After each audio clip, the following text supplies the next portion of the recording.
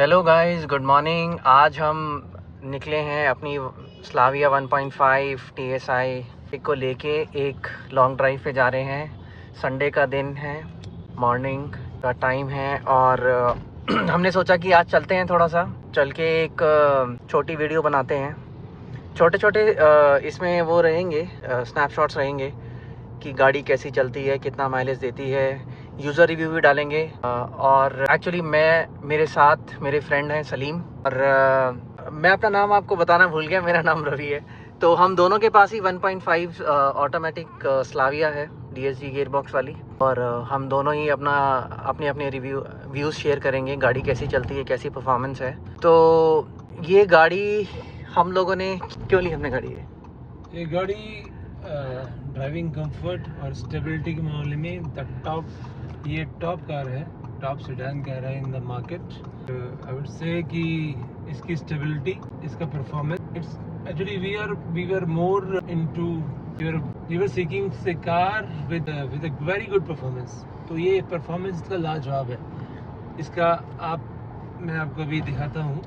अगर मैं अभी चल रहा हूँ, इसको स्पोर्ट्स मोड में करता हूँ, और ये देखिए, ये परफॉर्मेंस है इसका पिकअप लाजवाब है।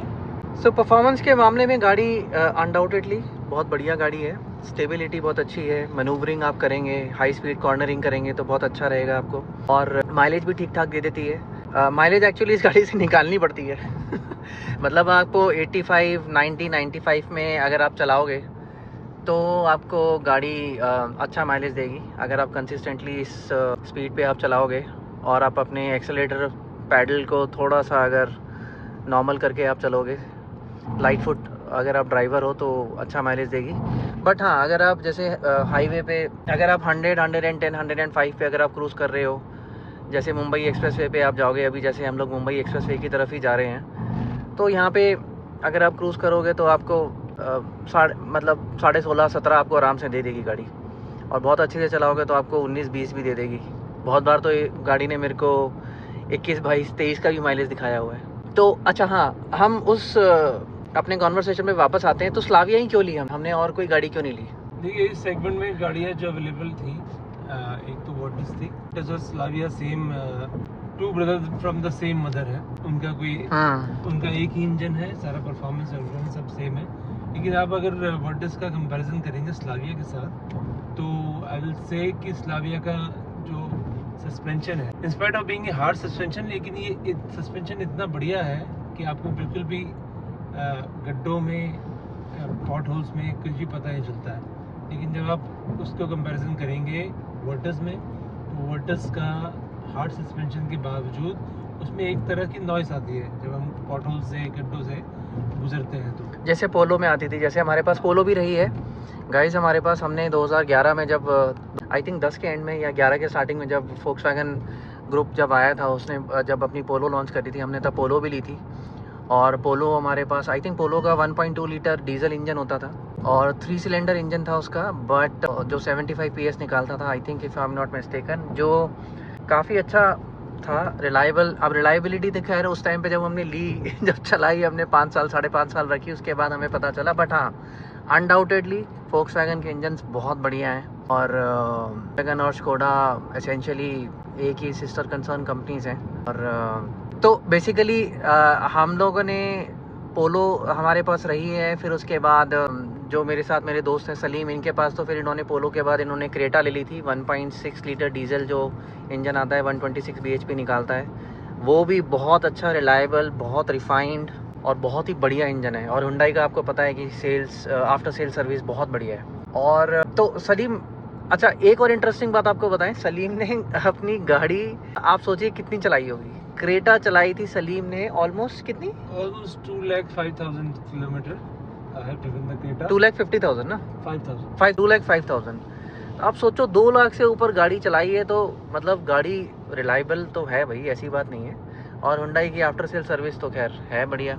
और तो सलीम, फिर ये एक बात बताओ कि ये क्रेटा के बाद, मतलब SUV के बाद, फिर ये सेडान पे आने का क्या था डिसीजन? मतलब वो तो मुझे पता है, कहीं ना कहीं मैंने भी थोड़ा एडवाइस करा ही था कि आप रैपिड लो, सॉरी स्लाविया लो, लेकिन मतलब ऑब्वियसली आपने गाड़ी और भी चलाई थी, काफ़ी गाड़ियाँ चलाई, टेस्ट ड्राइव ली।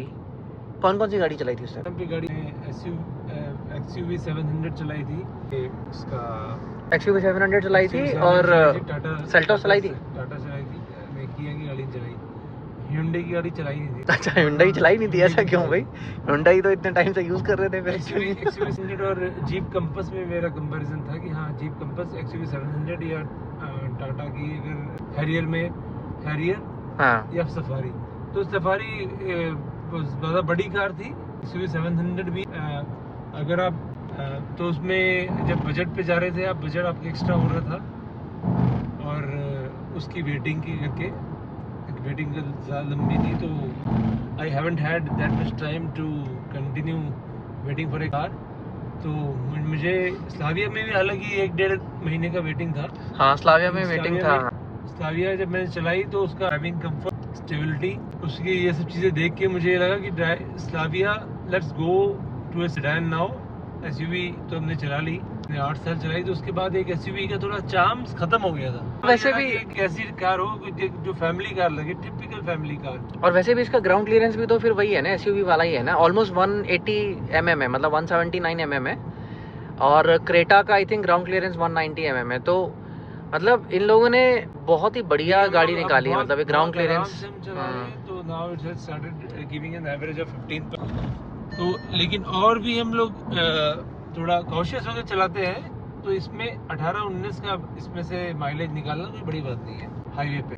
हाँ तो अच्छा, वैसे ये वाली जो गाड़ी हम चला रहे हैं, ये वाली गाड़ी एक्चुअली मेरी है और ये गाड़ी ज़्यादा नहीं चली। ये गाड़ी चली है, अभी फर्स्ट सर्विस भी नहीं हुई है, ये चली है गाड़ी 11,330 किलोमीटर। हाँ, और सलीम के पास जो गाड़ी है, सलीम ने गाड़ी ली थी लास्ट ईयर अप्रैल में, और इनकी गाड़ी चल गई है 35,000। तो 35,000 गाड़ी इन्होंने चला दी है, almost just over an year. और तो मतलब अच्छा, आपको कभी ऐसा फील हुआ कि मैंने पेट्रोल गाड़ी क्यों ले ली, या डीजल गाड़ी लेते तो ज़्यादा बेटर रहता, क्योंकि रनिंग ज़्यादा है ऑब्वियसली।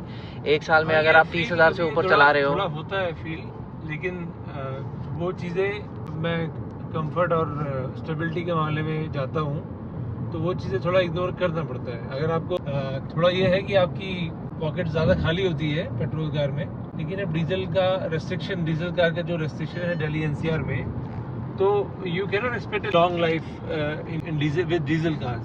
वो you have to go to you have no option to not to go either on petrol and you can move to EV also। हाँ, क्योंकि गवर्नमेंट का कुछ पता ही नहीं चलता ना। अभी इन्होंने BS4 डीजल गाड़ियाँ बैन करी हैं, कल को बोले जी BS6 भी नहीं आपकी नहीं चलेंगी।